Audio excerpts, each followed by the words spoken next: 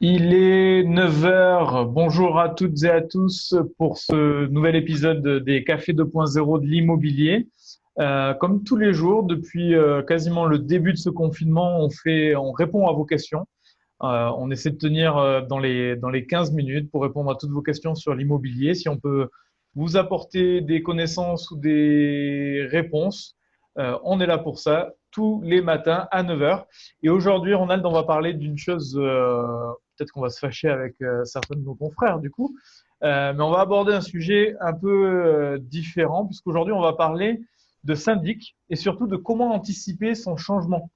On a eu beaucoup de questions sur Caseo. Alors, Caseo ne fait pas de syndic, mais on a eu beaucoup de questions sur, oui, je suis pas content de mon syndic. Comment je peux faire pour changer de syndic? Alors, on a décidé de prendre le taureau par les cornes et de répondre à cette question. On va essayer d'être le plus précis possible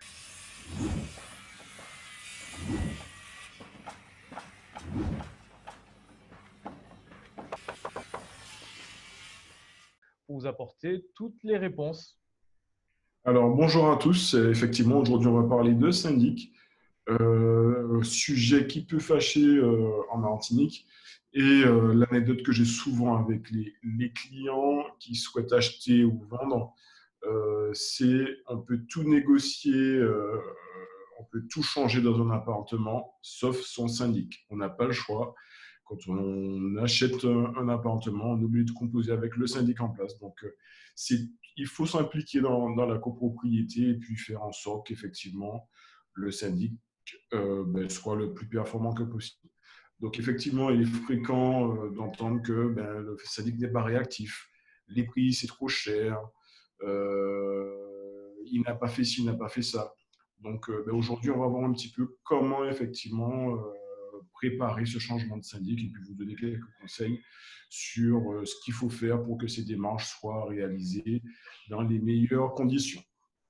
Donc la première chose, effectivement, une fois que au moins un copropriétaire a évoqué le souhait, c'est de se concerter, de communiquer avec l'ensemble des copropriétaires. L'idéal, c'est par le biais du conseil syndical, donc essayer de faire une réunion avec le conseil syndical pour discuter de ce qui ne va pas, et de mettre un petit peu sur la table les points d'amélioration qui vous permettront de choisir un nouveau candidat. Donc, quand vous faites cette réunion, il faut savoir que vous n'êtes pas obligé d'être beaucoup, qu'un seul copropriétaire a la possibilité de mettre à l'ordre du jour de l'Assemblée générale le renouvellement ou pas du syndic. Donc, du coup, effectivement, le conseil, c'est de communiquer, de se réunir pour faire le point et de se concerter au sein de la copropriété pour que cette décision soit collégiale. Ensuite, c'est la mise en concurrence. Donc, du coup, il faudra prendre le temps de rencontrer et de sélectionner à l'avance les candidats. C'est-à-dire, déjà, au niveau de vous copropriétaires, essayez de faire un petit cahier des charges, de vous dire, ben voilà, nous, ce qu'on veut comme syndic, c'est qu'il fasse ça, ça, ça et comme ça. Souvent, vous avez une première expérience ou plusieurs qui ne se sont pas forcément déroulées comme vous souhaitez.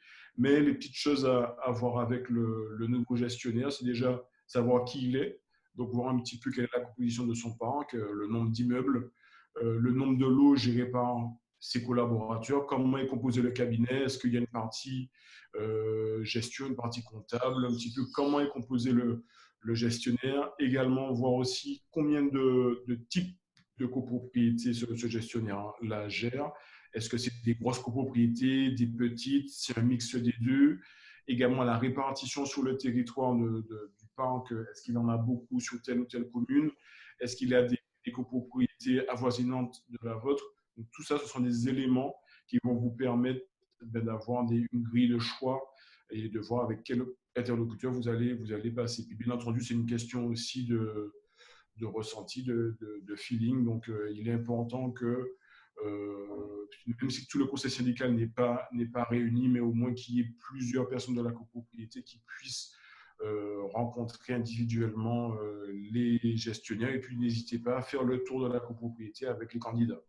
On verra, ça vous permettra d'avoir déjà un premier retour sur les axes d'amélioration que ces derniers vont vous proposer. Donc, c'est vraiment une partie très importante. Et puis, c'est surtout, une fois que toutes les candidatures tous les candidats vous ont été présentés, de vous mettre déjà d'accord sur le prochain successeur du syndic actuel.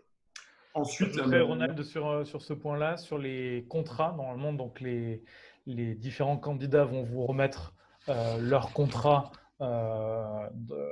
directement pour que vous puissiez avoir un élément juridique entre vos mains. Et ces contrats-là, aujourd'hui, sont normés. C'est-à-dire que tous les syndics, vous avez une lecture simplifiée de tous les contrats des syndics, notamment sur les prestations, le coût des prestations, dans la mesure où tous les contrats doivent être similaires. Donc, c'est simplement après en termes de tarification, de prix, etc. Mais vous aurez une lecture simple et rapide pour comparer aussi les différentes prestations des candidats. et puis, chose très importante, mais je complète, tout ce qui n'est pas dans le contrat de syndic n'est pas facturable. Donc ça aussi, attention à ça. Si toutefois il y a des prestations qui vous sont facturées et qui ne sont pas dans le contrat, c'est une faute professionnelle et donc le syndic n'a pas à le faire. Donc on ne peut pas vous facturer des choses qui ne sont pas dans le contrat. Donc voilà. Et puis là, on ne va pas rentrer, les derniers points, c'est la partie un petit peu plus réglementaire. Donc, du coup, il faudra mettre un terme au contrat du syndicat actuel. Et donc, à cet effet, il y a un formalisme à respecter. Donc, d'une part, sur la convocation à l'Assemblée générale. Donc, il faudra s'y prendre suffisamment à l'avance. Envoyer en lettre recommandée également au syndicat actuel, lui notifiant que vous allez mettre à l'ordre du jour la mise en concurrence et le changement de syndic. Et puis, il y a 3 situations où effectivement, il y a un ajustement sur le changement de syndic. Donc, il y a la non-reconduction du contrat de syndic, la démission du syndic. Il peut arriver qu'effectivement, le syndic en place ne souhaite pas et souhaite démissionner pour des motifs X ou Y. Et puis, il y a la révocation du syndic. Là, on va dire que c'est pour une faute, disons, grave, la non-exécution de son contrat. Enfin, voilà. Donc là, on est vraiment sur des règles de vote qui sont légèrement ajustées en fonction du cas de figure.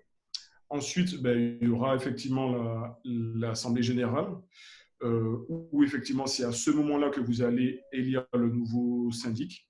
Donc, il faudra effectivement que le vote soit conforme à l'article 25. Donc là, c'est sur l'aspect des majorités. Donc, ce n'est pas l'objet d'aujourd'hui, mais il faut retenir, c'est l'article 25 qui vous permettra de voter d'abord sur le renouvellement ou non du syndicat en place et ensuite le choix de son successeur. Donc, une fois que ça c'est fait, là aussi, il faudra être vigilant sur la transition entre l'ancien syndic et le nouveau, où des fois, il y a des petits couacs et des communications qui ne sont pas forcément dans les délais impartis.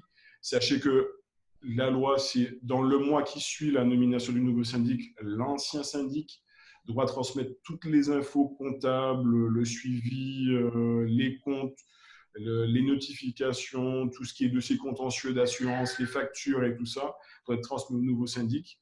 Et c'est à cet effet que des fois, il y a des petits loupés parce que, effectivement, la législation ne nous aide pas forcément parce que tout n'est pas forcément très explicite. Donc, sur ça, soyez vigilants et n'hésitez pas à relancer le nouveau syndic, à savoir est-ce que tout a été transmis, est-ce qu'il vous manque des choses, voilà. Donc là aussi, c'est la dernière étape, mais qui est l'une des plus importantes, de bien suivre que tous les éléments en position de l'ancien syndic étaient transmis correctement pour que le nouveau syndic puisse prendre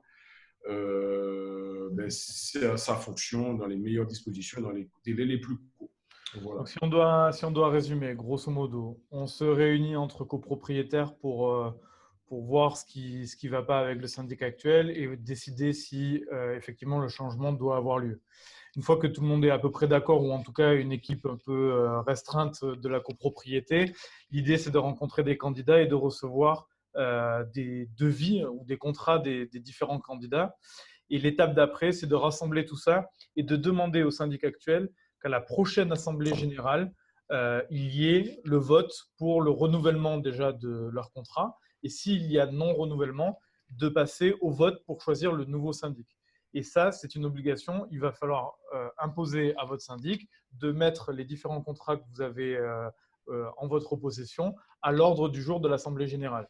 Et pendant l'Assemblée générale, après, vous allez devoir voter effectivement sur le non-renouvellement du syndic. S'il n'est pas renouvelé, il va falloir passer au vote des nouveaux contrats.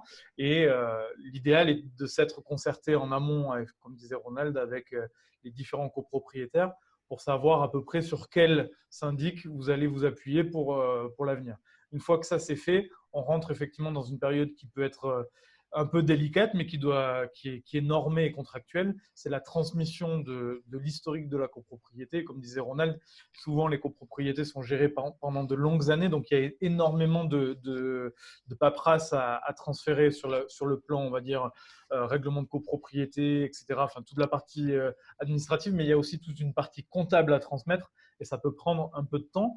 Mais sachez que les syndics en Martinique, pour en côtoyer quand même quelques-uns, sont organisés pour accueillir des nouvelles copropriétés chez eux, certains en tout cas, et ils le font plutôt correctement et généralement les passations se passent correctement. Donc, ça fait souvent peur de changer de syndic, mais si vous arrivez à bout du syndic actuel parce que vous n'arrivez pas à faire évoluer les choses ou à faire bouger les choses avec le syndic actuel, un changement de syndic est possible. On n'est pas du tout lié à un syndic ad vitam aeternam. On peut faire le changement si vous êtes arrivé au bout des différentes négociations et de tout ce que vous auriez pu faire en amont avec le syndic actuel. Changer de syndic, c'est possible et assez simple finalement quand on connaît un peu la procédure. C'est juste que des fois, ça fait un peu peur. Voilà.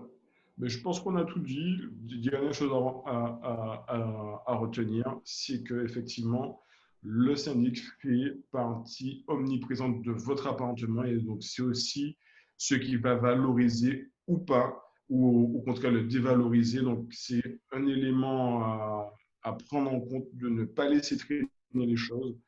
Mettez en place un syndic efficace pour que, effectivement, que votre bien soit valorisé et qu'au moment de sa vente, qu'il soit publicité et qu'il puisse se vendre dans les meilleurs délais au meilleur prix. Donc voilà le petit conseil de Caseo. Voilà, donc on a fait le tour aujourd'hui. Je te laisse la main pour Merci. clôturer. Ouais, merci Ronald. Je pense qu'on a vu effectivement tous les points sur comment anticiper le changement de syndic. On se donne rendez-vous demain à 9 h avec un nouveau Café 2.0. Merci Ronald. À bientôt. Ciao, Bye ciao. bye.